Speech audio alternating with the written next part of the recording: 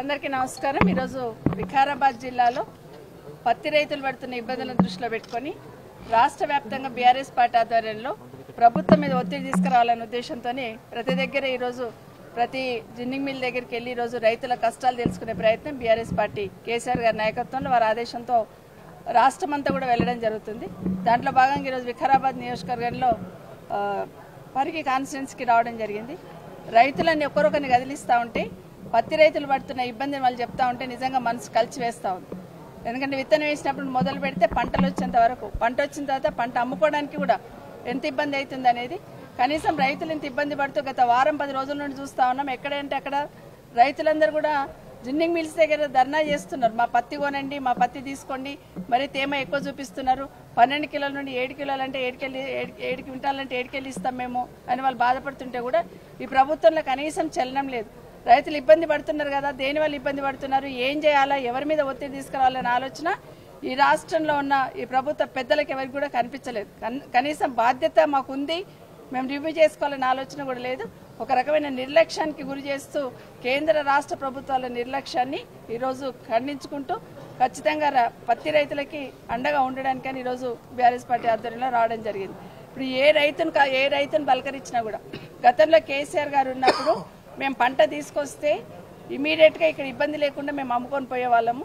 కానీ ఈరోజు కేంద్ర ప్రభుత్వం పెట్టిన నిబంధనలు ఏవైతే ఉన్నాయో, అటు బీజేపీ ప్రభుత్వం, ఇటు రాష్ట్రంలో ఉన్న కాంగ్రెస్ ప్రభుత్వం, రెండు ప్రభుత్వాలు కూడా పట్టించుకోక కేంద్రం పెట్టిన నిబంధనలు ఏవైతే ఉన్నాయో మాకు పత్తి రైతులకి ఆటంకం కలిగింది అనేది చెప్తా ఉన్నారు।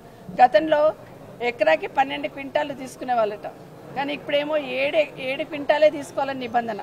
గతంలో రోజుకు ఎంత పత్తి వచ్చినా మిల్లులో తీసుకునే వాళ్ళట, కానీ ఇప్పుడు 2700 క్వింటాల కన్నా 1 క్వింటాల్ కూడా ఎక్కువ తీసుకోవద్దని మిల్లుల వాళ్ళకు కూడా కటాఫ్ పెట్టడం జరిగిందట। పైకి మద్దతు ధర 8000 అని చెప్తూ ఉన్నా కిందికి వచ్చేసరికి మేము దళారులకు అమ్ముకోవాల్సిన పరిస్థితి వస్తూ ఉంది అని రైతుల ఆవేదన వెల్లబుచ్చుతా ఉన్నారు। ఈరోజు ప్రభుత్వమే ఈ పీరియడ్లో, అంటే ఇప్పుడు ఉన్న పీరియడ్లో 28 లక్షల పత్తిని ప్రొక్యూర్ చేయాలి, 28 లక్షల టన్నుల పత్తిని ప్రొక్యూర్ చేయాలని టార్గెట్ పెట్టుకున్నారు। కానీ ఇప్పటి వరకు తీసుకుంది ఏంటంటే 1 లక్ష మెట్రిక్ టన్నులు మాత్రమే తీసుకోవడం జరిగింది, 1 లక్ష టన్నులు మాత్రమే తీసుకోవడం జరిగింది।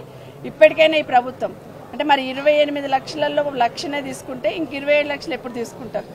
ఈ మంత్ ఎండింగ్లో మ్యాక్సిమం ఈ మంత్ ఎండింగ్ అయిపోతుంది, లేదంటే జనవరి ఎండింగ్ వరకు పత్తి మొత్తం కూడా తీసుకురావడం అయిపోతుంది రైతుల దగ్గర నుండి। కానీ ప్రభుత్వంలోనే పెద్దలు ఏం చెప్తున్నారంటే మార్చి వరకు తీసుకుంటామని। మార్చి వరకు రైతులు ఎక్కడ పెట్టుకుంటారు, ఏడ చేస్తారు? దయచేసి ఇప్పటికైనా ప్రభుత్వం ఇప్పటికైనా కళ్ళు తెరిచి కేంద్ర రాష్ట్ర ప్రభుత్వాలు, ఎందుకంటే ఈరోజు ఎంపీలందరూ కూడా 16 మంది వాళ్ళే ఉన్నారు, బీజేపీ వాళ్ళు 8 మంది, కాంగ్రెస్ వాళ్ళు 8 మంది, మరి గౌరవ ముఖ్యమంత్రి గారు ఢిల్లీ అయితే పోతున్నారు।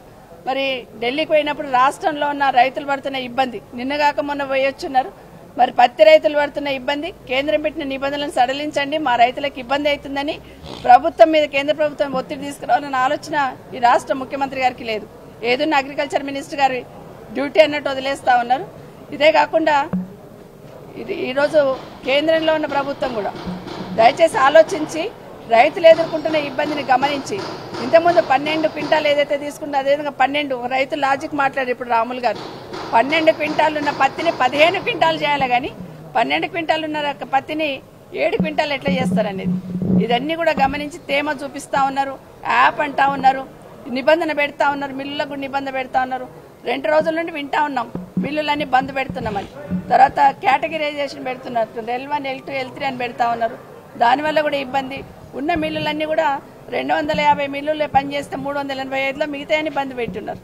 దానివల్ల కూడా రైతులు మళ్ళీ మధ్య దళాలకు అమ్ముకోవాల్సిన పరిస్థితి వస్తూ ఉంది। ఇప్పటికే వర్షాల నుండి ఇబ్బంది పడ్డారు రైతులు, 2 సంవత్సరాలు రైతు బంద్ అయ్యాక ఇబ్బందులు పడ్డారు రైతు రుణమాఫీ చేయక ఇబ్బందులు పడ్డారు, యూరియా బస్తాల కోసం ఇబ్బంది పడ్డారు। ఈ ఒక్కటే కాదు, ఎన్నికల కన్నా ముందు ఏమని మాట ఇచ్చారు కాంగ్రెస్ పార్టీ వాళ్ళు, ఏ పంట అయినా కూడా బోనస్ ఇస్తామన్నారు। ఈరోజు మొన్న ప్యాడీకి బోనస్ ఇస్తామని ప్రొక్యూర్ చేసిన తర్వాత ఇప్పటివరకు బోనస్ డబ్బులు రిలీజ్ చేయలేదు। ప్రతి పంటకి ఇస్తామని మాట ఇచ్చి లేదు మేము వరికి ఒక్కదానికే ఇస్తామని చెప్పినారు, ఆ వరిది కూడా ఇప్పటివరకు కనీసం ఆ బోనస్ డబ్బులు రిలీజ్ చేయలేదు। ఈరోజు ప్రభుత్వం ఏం ఆలోచిస్తుందంటే రైతులకు ఇట్లా ఇబ్బంది పెడతా ఉంటే ఇక పంట పండించకుండా ఉంటారు। ఇంతకుముందు ఒక రైతు అన్నాడు, మాకెందుకు పెడుతున్నారు ఇబ్బంది, మేము ఏదైనా కంపెనీలో కూలి పని అయినా చేసుకొని బతుకుతాం, మీకు కష్టమైంది మాకు అంటా ఉన్నాడు। రైతు అట్లా బాధపడుతుంటే ప్రభుత్వాలు తలంచుకోవాలి, ఎందుకంటే రైతే వెన్నెముక అంటున్నాం, రైతుకు ప్రభుత్వాలు వెన్నెముకగా ఉండాలి. అది కేసీఆర్ గారు చేసి చూపించారు. ఎప్పుడు ఏ చిన్న మీటింగ్ అయినా కూడా ఖచ్చితంగా కేసీఆర్ గారు ముఖ్యమంత్రిగా ఉన్నప్పుడు ఫస్ట్ రైతుల గురించి మాట్లాడేవాళ్ళు.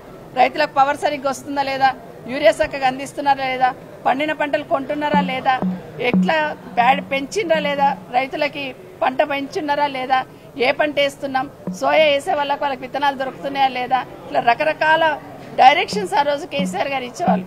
కానీ ఈ రోజున ప్రభుత్వానికి వ్యవసాయ రంగం అంటే అసలు దానికి వాళ్ళ డిక్షనరీలో లేనట్టు చేస్తున్న విషయాన్ని గమనిస్తా ఉన్నాం. ఇప్పటికైనా రాష్ట్ర ప్రభుత్వం కేంద్ర ప్రభుత్వం ఒత్తిడి తీసుకొచ్చి పత్తి రైతులకు ఉన్న కష్టాలు తొలగించి ఇమీడియట్ గా పండిన పత్తినంతా కొనాలని డిమాండ్ చేస్తా ఉన్నాం.